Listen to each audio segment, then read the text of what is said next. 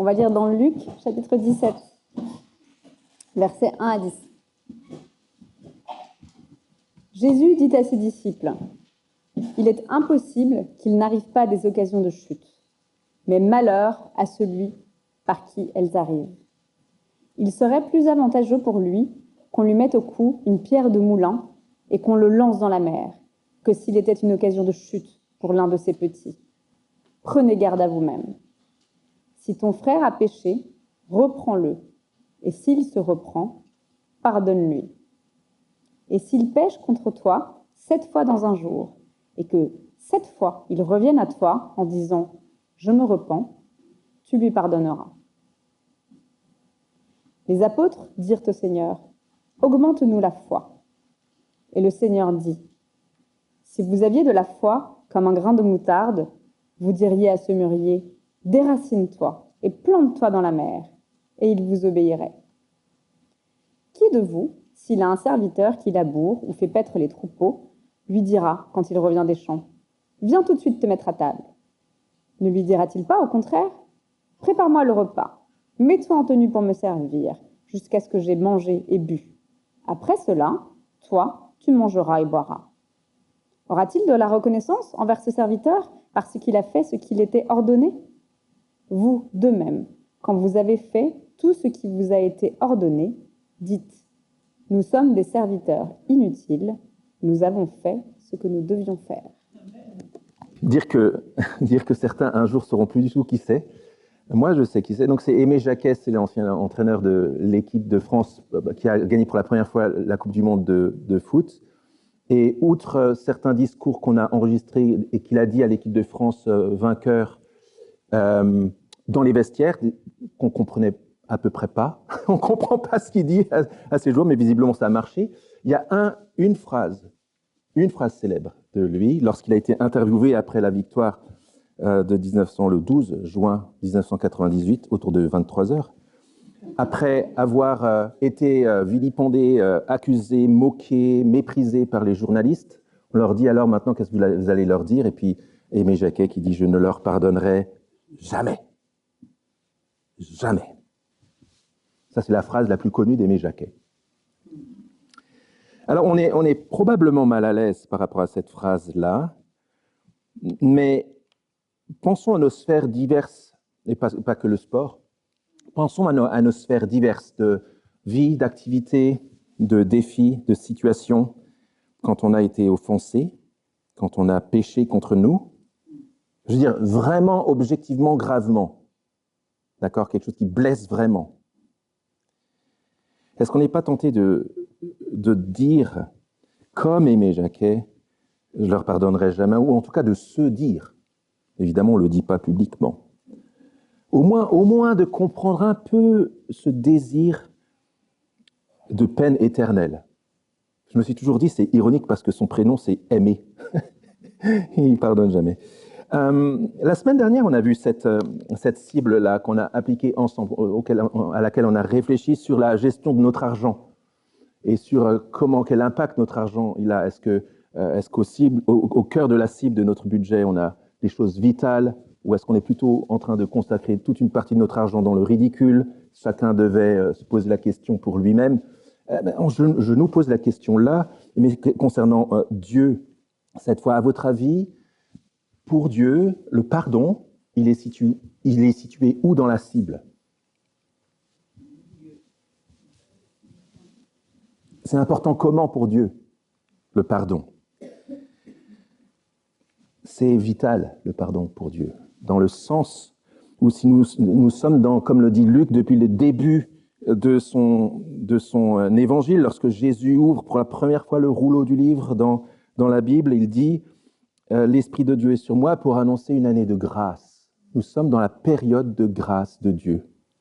Une année de grâce qui nous rappelle que si Jésus est venu, s'il s'est incarné, il est devenu un homme comme nous, on va s'en rappeler dans quelques semaines, s'il a vécu, s'il est mort, s'il est ressuscité, c'est pour nous délivrer précisément de notre péché et du jugement que mérite notre péché.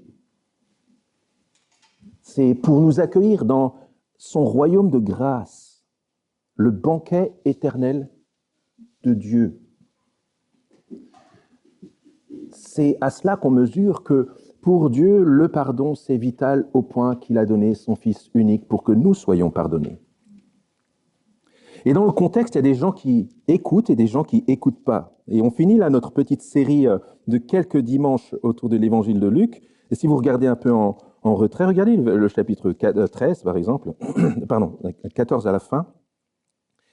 Et Jésus qui dit, au milieu de toute son annonce de l'invitation au banquet de grâce et de pardon de Dieu, que celui qui a des oreilles pour entendre, entende. Et regardez au début du chapitre 15, tous les péagers et les pêcheurs s'approchaient de Jésus pour l'entendre. Et les pharisiens murmurent et disent, celui-ci accueille des pêcheurs et mange avec eux. Mais bien sûr qu'il mange avec les pêcheurs puisqu'il est venu pour les pêcheurs et parce que pour Dieu, le pardon, c'est vital.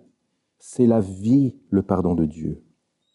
Et ce qui conduit aux paraboles qu'on avait méditées avec Armel il y a quelques semaines, où Jésus raconte des petites histoires pour raconter à quel point c'est la joie dans le ciel pour un seul pécheur qui se repent, qui a été pardonné, qui s'est détourné du mal et qui est venu à la table du roi.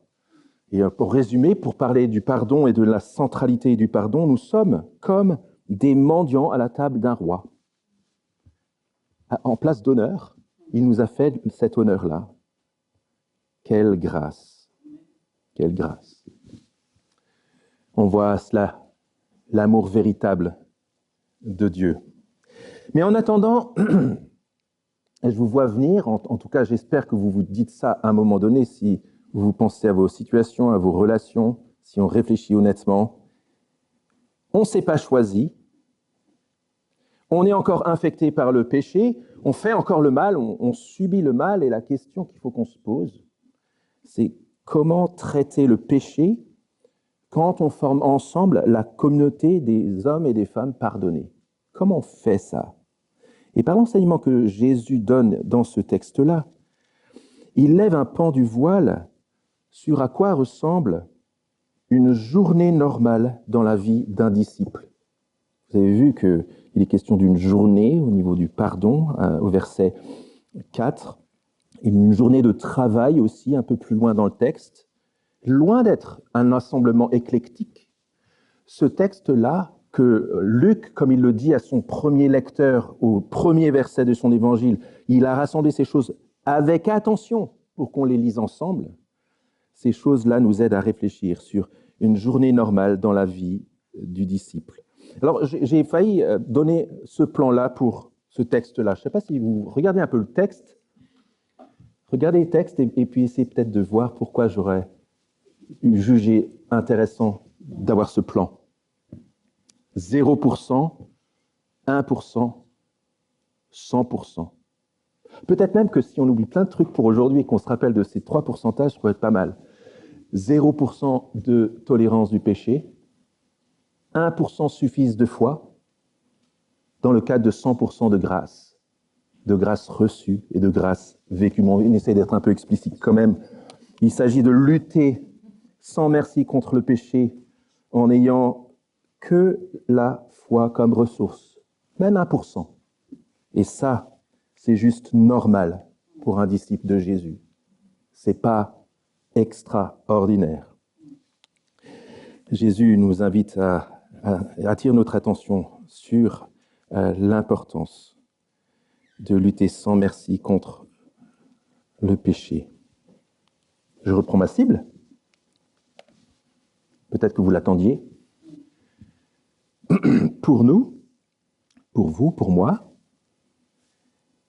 où est-ce qu'on situe l'importance du pardon de Dieu entre nous? Est-ce que c'est vital? Est-ce que c'est important? Est-ce que c'est utile? Est-ce que c'est sympa? Est-ce que c'est superflu? Est-ce que c'est ridicule? Je ne suis pas sûr que suivant les situations, on place le curseur au même endroit, mais posons-nous la question. Parce que lutter sans merci contre le péché, c'est l'instruction principale de cet enseignement de Jésus. Verset 3, « Prenez garde à vous-même Vous vous rappelez la situation, on l'a vu depuis quelques dimanches. Tour à tour, Jésus parle devant les responsables religieux hypocrites qui le détestent à ses disciples. D'autres fois, il se retourne et il dénonce l'hypocrisie religieuse et la dureté des cœurs humains, même lorsqu'ils ont des habits religieux, devant les disciples, pour que les disciples entendent. Et là, une dernière fois dans cette section, il se retourne vers ses disciples et en disant, avec tout ce qu'on a vu, en se rappelant que on sera surpris à la fin que les bien-pensants religieux ne seront pas forcément sauvés, mais que seuls ceux qui ont demandé le pardon de Dieu l'auront reçu et seront assis à la table du roi. À cause de tout ça, prenez garde à vous-même. Et Jésus le dit de deux manières, cela. Il le dit de deux manières. D'abord, prenez garde à vous-même, luttez sans merci contre le péché en ne faisant jamais pécher les autres. Et ensuite, en pardonnant toujours. Regardez le verset 1 et 2. Il est impossible, dit Jésus, qu'il n'arrive pas des occasions de chute, c'est-à-dire des occasions de péché loin de Dieu, des occasions de ne pas venir vers le Sauveur, ou de ne pas revenir vers le Sauveur, ou de rester loin du Sauveur. Il est impossible qu'il n'arrive pas des occasions de chute, mais malheur à celui par qui elles arrivent.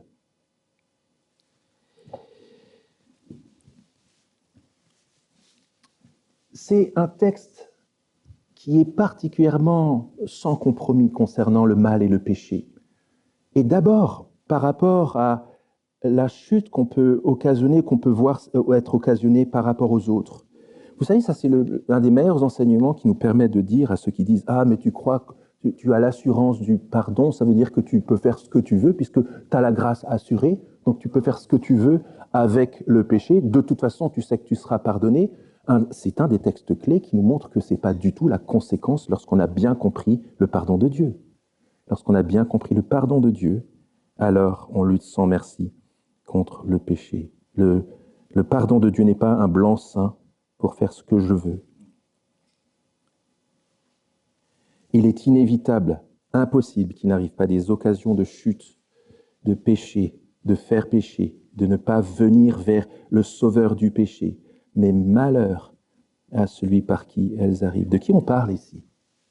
Dans le contexte, c'est évidemment les pharisiens. Les pharisiens qui ont montré par leur attitude, regardez de nouveau un peu avec moi dans le contexte, leur attitude. Chapitre 13, au verset 31, ils veulent éviter que Jésus vienne trop à la lumière à Jérusalem. Va-t'en, pars d'ici. Chapitre 13, verset 31. Chapitre 14, ils préfèrent l'obéissance au sabbat et ne pas travailler plutôt que de voir Jésus guérir quelqu'un le jour du sabbat. Leur cœur est dur. Ensuite, avec la première place, ils préfèrent être eux-mêmes à la première place parce qu'ils sont tellement orgueilleux que de s'asseoir à la dernière place. Ils préfèrent être dans l'égocentrisme où ils se soignent eux-mêmes dans un petit monde bien pensant plutôt que de regarder ceux qui ne méritent pas et de prendre soin d'eux. Ils préfèrent l'argent. Si vous regardez au chapitre 15, verset 2, on l'a déjà dit, 15, verset 2, ils murmurent parce que Jésus mange avec les péagers et les pécheurs, comme si c'était pas normal pour un homme comme Jésus. Et puis enfin, chapitre 16, qu'on a vu il y a quelque temps, chapitre 16, verset 14, ils raillent Jésus, ils se moquent de Jésus parce qu'ils aimaient l'argent. Voilà typiquement des responsables religieux qui, au lieu de conduire à Jésus et d'encourager les gens à faire confiance à Jésus pour le pardon de leurs péchés, leur font des croche-pattes. Concrètement, c'est quoi les conséquences pour nous ? C'est quoi la première application ? Disons-le les uns aux autres et disons-le nous par rapport au contexte qui nous environne.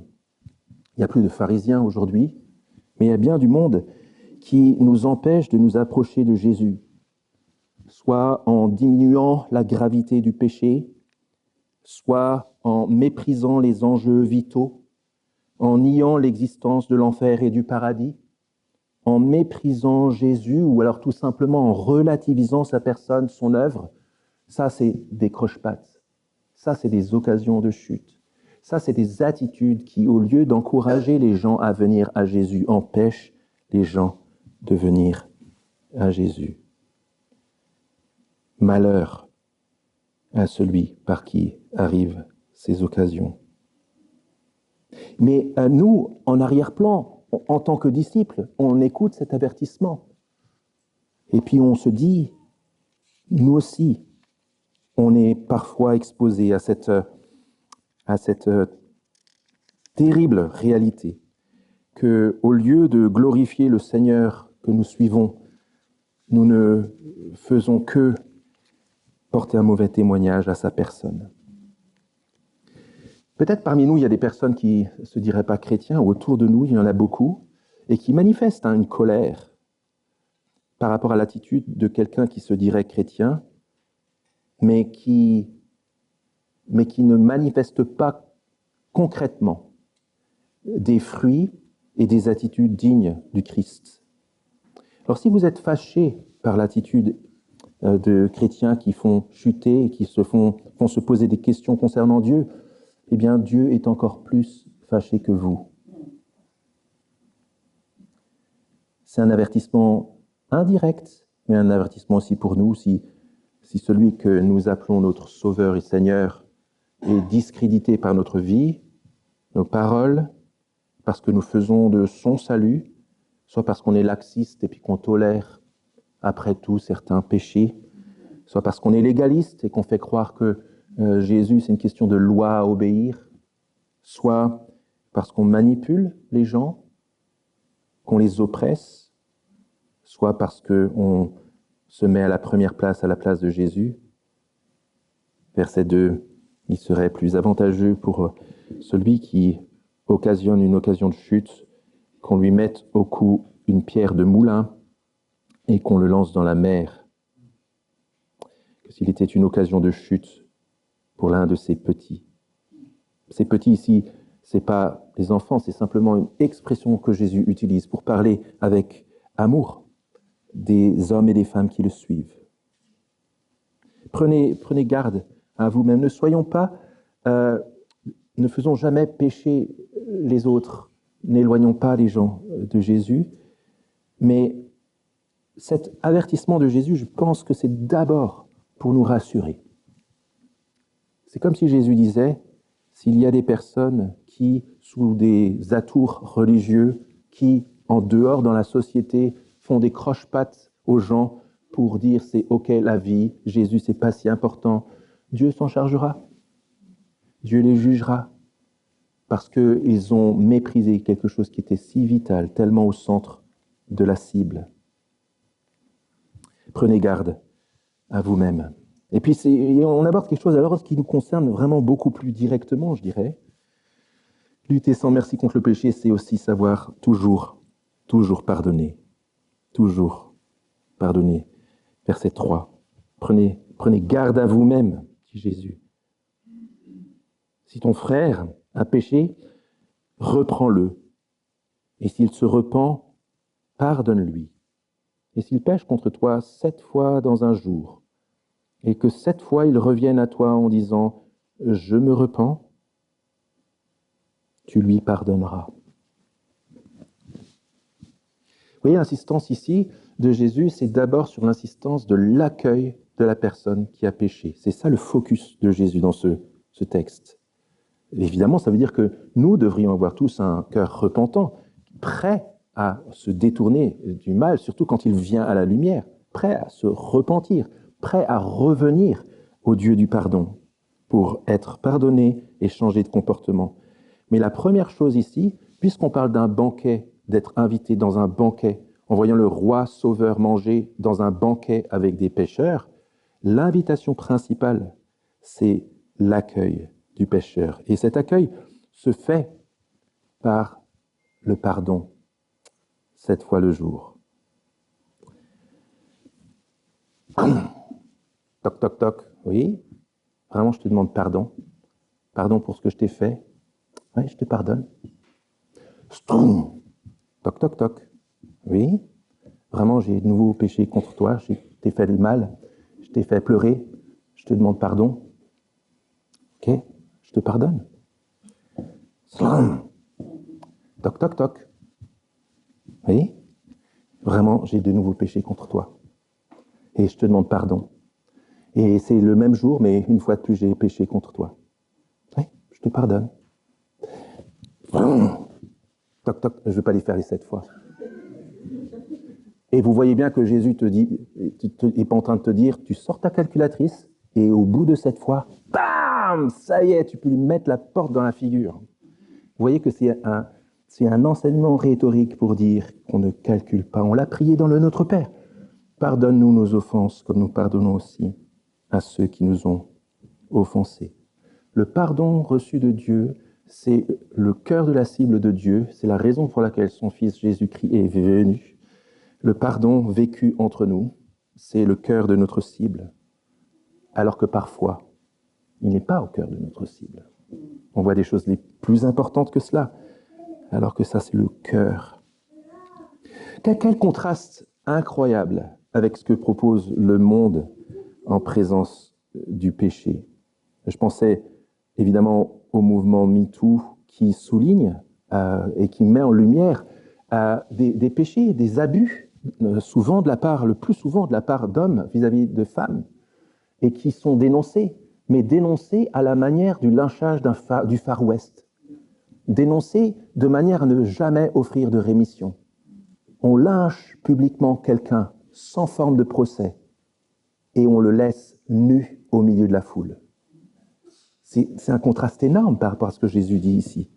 Pensez aussi à l'ambiance de tension et de colère et de mal qui peut régner dans les relations au bureau ou bien simplement au métro ou dans la rue, sur le périph', je ne sais pas. Dans les couples, dans les familles, parfois des familles déchirées où on se dit « je ne leur pardonnerai jamais, jamais ». Mais dans l'Église, le péché n'a aucun droit de citer. L'Église dont Jésus, crucifié pour nos péchés, est le chef. C'est tolérance zéro pour le péché. Comme je l'ai dit, notre état d'esprit, c'est d'abord la reconnaissance pour soi du péché que nous pouvons commettre, du mal qu'on peut faire aux autres. Il faut accepter le constat et accepter la remontrance. Et c'est aussi reconnaître et savoir voir le péché chez l'autre et le mal que commet l'autre, sans s'en moquer, c'est-à-dire sans être indifférent, c'est-à-dire sans se dire « bon, c'est pas très grave après tout, on peut balayer ça sous le tapis », en sachant voir que le péché que commet l'autre, par rapport, pas nécessairement par rapport à moi, mais par rapport à quelqu'un d'autre, en fait, l'avilit, le rend plus moche que ce qu'il est appelé à être. Et en tant que chrétien, dans la communauté de Jésus, qui nous a rendus beaux par le pardon qu'il nous offre, nous sommes invités à voir la laideur du péché et à quel point le péché enlaidit nos frères et sœurs, enlaidit les relations, les disloque et les détruit. Nous sommes invités à avoir tolérance zéro avec le péché parce que le mal qui détruit toute forme de relation avec Dieu, avec les autres et parfois avec soi-même, parfois on s'autodétruit nous-mêmes. C'est pas OK dans la communauté de l'Évangile. Le faire sans nous lasser. Je le refais plus court. Pardon. Pardon. Pardon. Pardon. Pardon. Pardon. Pardon. Je te pardonne. Je te pardonne. Je te pardonne. Je te pardonne. Je te pardonne. Je te pardonne. Je te pardonne. Je trouve extraordinaire cet enseignement de Jésus. Si ton frère a péché, reprends-le. S'il se repent, pardonne-lui. S'il pêche contre toi 7 fois, verset 4. S'il pêche contre toi 7 fois dans un jour, et que 7 fois il revienne à toi en disant « je me repens », tu lui pardonneras. Je me dis juste qu'au niveau très pratique, nous sommes très facilement enclins, et moi le premier, à prendre mon téléphone ou à prendre un café avec 2-3 autres personnes, peut-être pour discuter de tel problème, de tel péché, de telle personne. Vous voyez bien que Jésus, il invite à faire autre chose avec son téléphone ou avec le café. L'idée, c'est de prendre le téléphone pour appeler la personne, le frère, la sœur. C'est de prendre du temps pour prendre un café avec la personne, dans un contexte sécurisé, de 2 pécheurs pardonnés. Pas dans une logique de jugement, pas dans une logique d'exclusion. Jésus, il n'a pas en tête l'exclusion et le jugement ici. Il a en tête la préservation, le soin les uns des autres, la lutte contre ce qui nous avilit, ce qui nous rend sales et moches. Sachons le dire autour de nous. Jean-Luc l'a prié avant dans la prière communautaire. Ayons le courage de dire autour de nous, et peut-être des personnes ici sont présentes qui n'ont pas l'habitude de cette ambiance-là. Ayons le courage de dire, cette ambiance-là n'existe pas ailleurs. Venez à Jésus. Venez vivre le pardon digne de Jésus dans la famille de Jésus.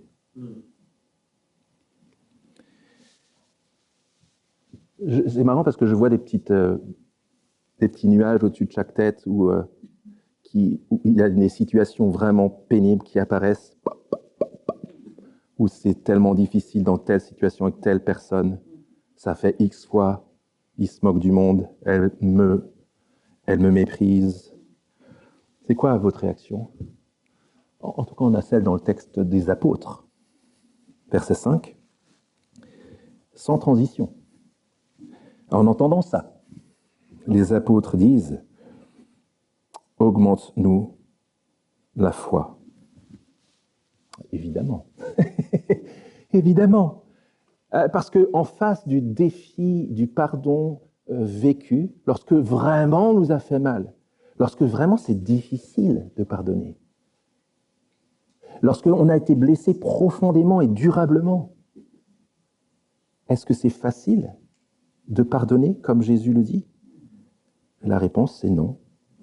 Je vous poserai même la question, est-ce que c'est possible de pardonner comme Jésus nous demande de pardonner ? La réponse, c'est non. C'est ni facile, ni possible. D'où la réponse de Jésus. Comment faire pour arriver à vivre ce que Jésus demande ici ? Eh bien, il faut avoir la foi comme seule ressource. On est invité à lutter sans merci contre le péché en n'ayant que la foi comme ressource. Vous avez remarqué qu'il n'est pas question de quantité ici, mais si oui ou non on a la foi, parce que les apôtres pensent qu'ils ont la foi, ils disent « augmente notre foi ». Jésus répond, verset 6, « Si vous aviez de la foi comme un grain de moutarde, vous diriez à ce mûrier, déracine-toi et plante-toi dans la mer, et il vous obéirait. »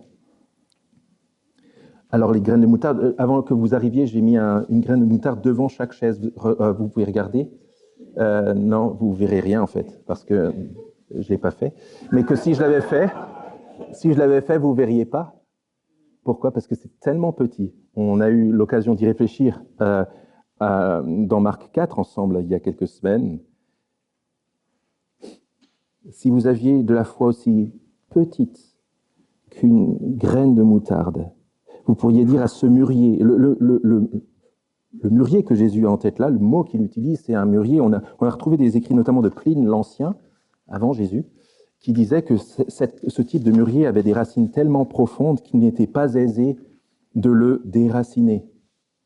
Donc, et c'était sans doute un des plus grands arbres communs en Palestine, qui pouvait atteindre jusqu'à 12-15 mètres de haut. Vous voyez le contraste, vous voyez l'idée. Qu'est-ce que Jésus est en train d'enseigner ici ? Il est en train de dire que la foi, et malheureusement c'est un des textes qui est parmi les plus mal compris et mal lus hors contexte de la foi chrétienne.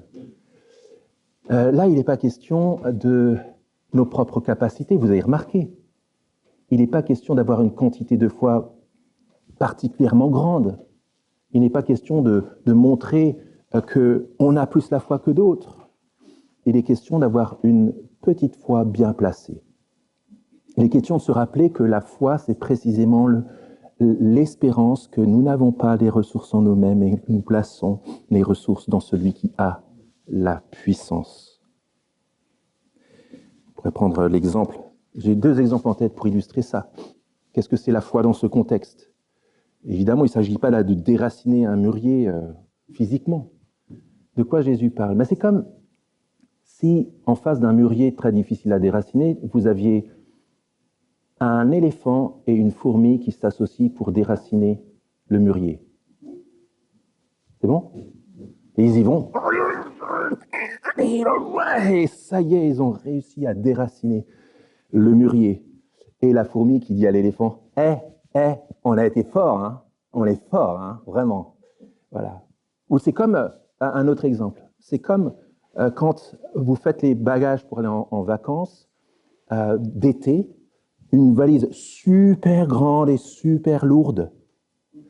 Et puis, il y a votre garçon de 2 ans et demi, ça t'arrivera bientôt, Davis, qui dit « Papa, je peux t'aider !» Alors, il dit « Allez, vas-y, aide-moi, on y va !» Et puis, déjà, c'est lourd pour toi, quoi. Et puis ton fils qui fait tous les efforts « Vas-y, papa, on va jusqu'à la voiture !» Et puis, à la fin, on a rangé, et puis il dit « Hé, papa, on est super fort, hein !» Je suis super fort. T'as vu comme je suis super fort? Alors, on dit « Ouais, c'est vrai, t'es fort. » Mais vous voyez un peu l'idée. C'est ça l'idée de Jésus ici. L'idée, c'est pas la quantité de foi. C'est pas you can do miracles if you believe. C'est pas ça l'idée. C'est pas la capacité de déplacer des montagnes quand tu crois suffisamment. C'est que même quand tu as un tout petit peu de foi, lorsqu'elle est bien placée, lorsque tu comprends que l'arbre a déraciné, la difficulté, la montagne qui est devant toi, c'est pas toi qui vas le faire. C'est Jésus en qui tu places ta foi, même petite. Ça change tout.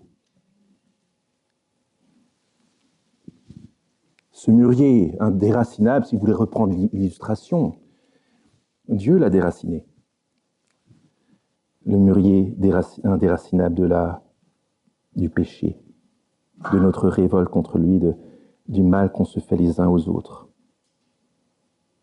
Dieu a déraciné ce mal radical, profondément ancré en nous à la croix de Jésus. Et il l'a fait pour nous rendre aussi capables de lutter sans concession contre le péché, pas en dehors de Jésus, mais en Jésus, à la suite du Sauveur. Et alors comment ça marche ça? Comment faire? La foi, et en particulier dans la lutte contre le péché, c'est de tout faire pour rester caché sous l'ombre éclatante de la croix. Et c'est à chaque fois, à chaque défi de pardon, petit ou grand, de contempler la croix avec foi et de se souvenir de ce que ça a coûté à Dieu de nous pardonner. Et à chaque fois, tu te dis, une offense dure contre toi, qui t'a vraiment blessé, ou des petites offenses quotidiennes, à chaque fois, tu te dis, en regardant la croix, ce que ça a coûté à Dieu, tu te dis, mais bien sûr,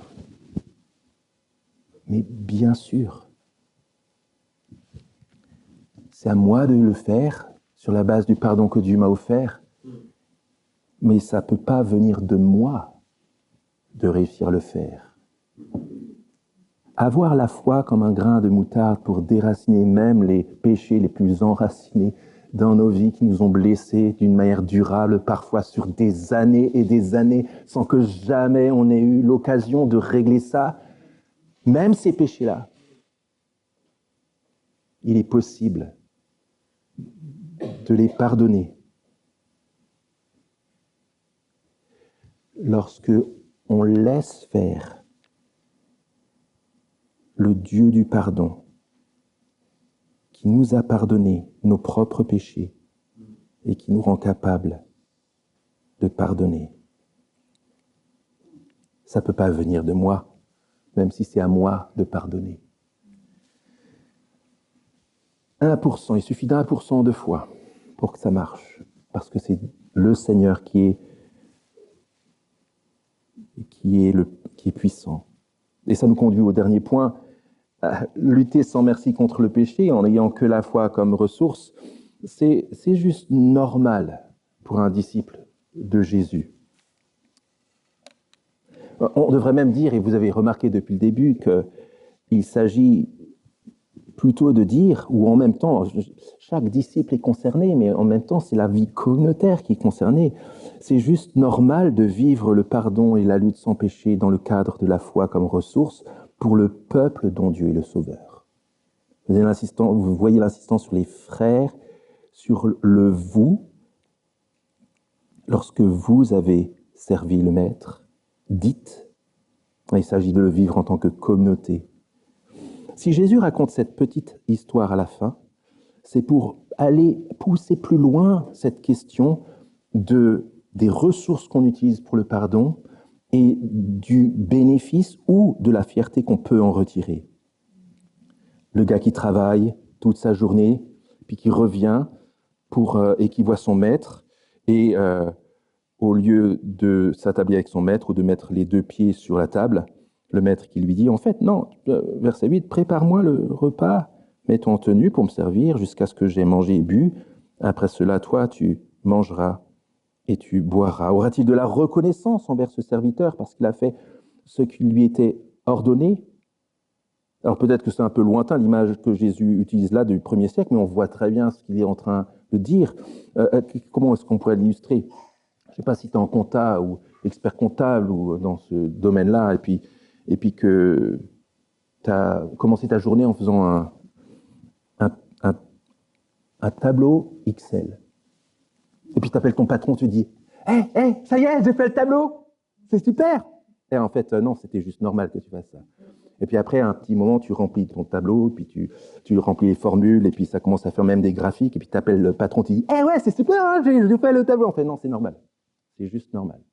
Ou inversement, c'est comme si à chaque truc que tu fais qui est normal dans ton quotidien, tu as ton patron qui t'appelle en disant bravo, c'est super, vraiment merci, vraiment super, vraiment tu mérites toute mon approbation, c'est excellent. Non, en fait, c'est juste normal que tu aies fait ce que tu avais à faire.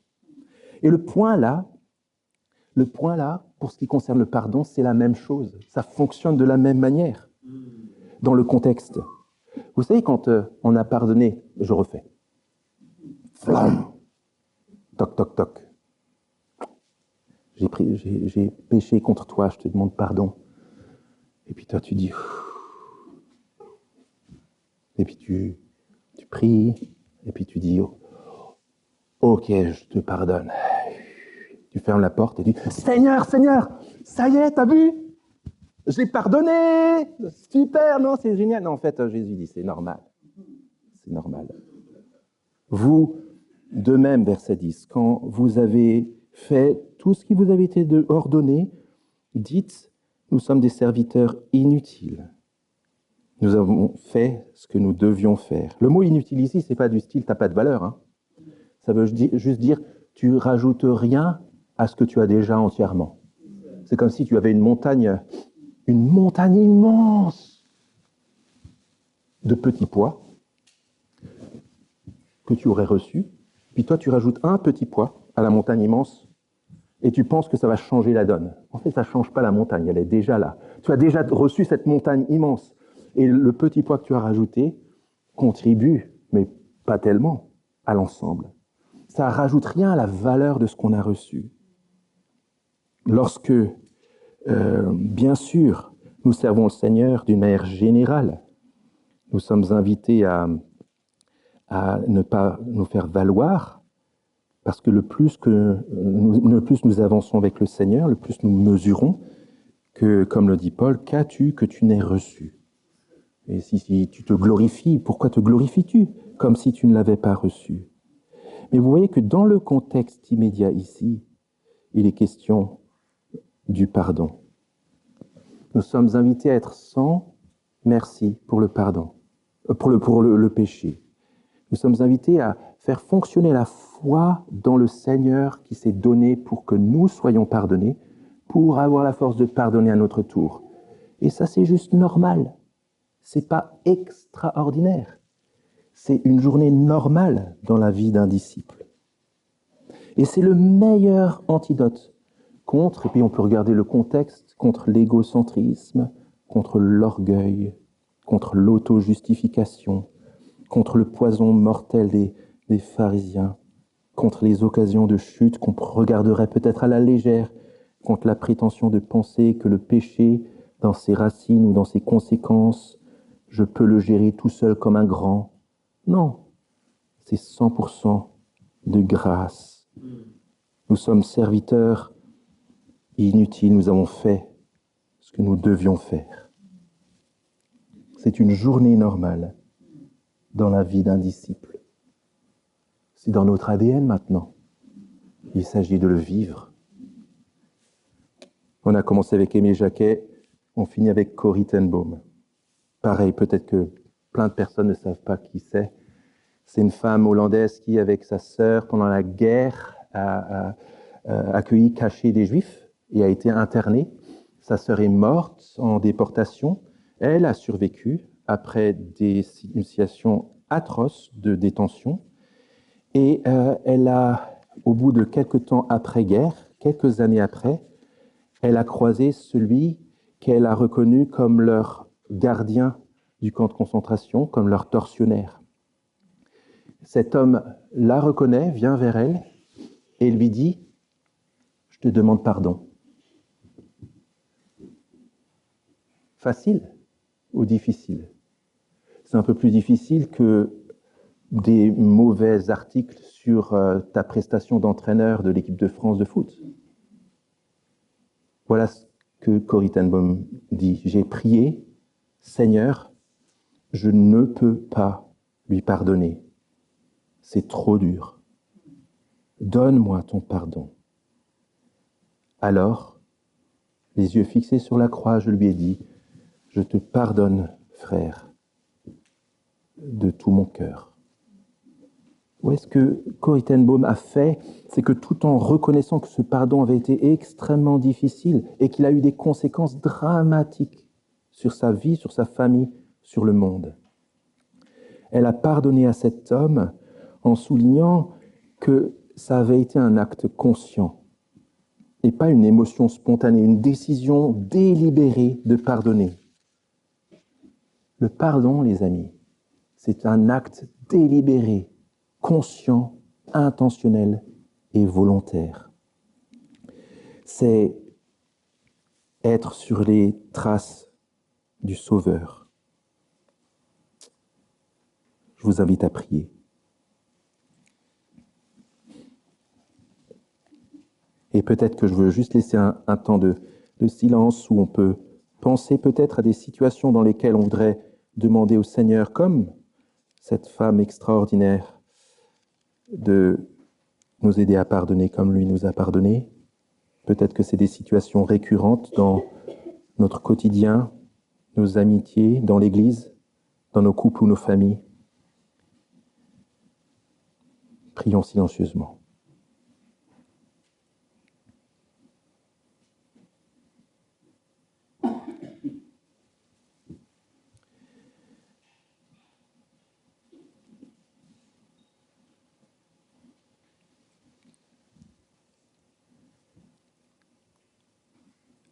L'auteur aux Hébreux nous dit, puisque nous sommes environnés d'une si grande nuée de témoins, rejetons tout fardeau et le péché qui nous environne si facilement, et courons avec persévérance l'épreuve qui nous est proposée, les yeux fixés sur Jésus, qui est l'auteur de la foi et qui l'amène à la perfection.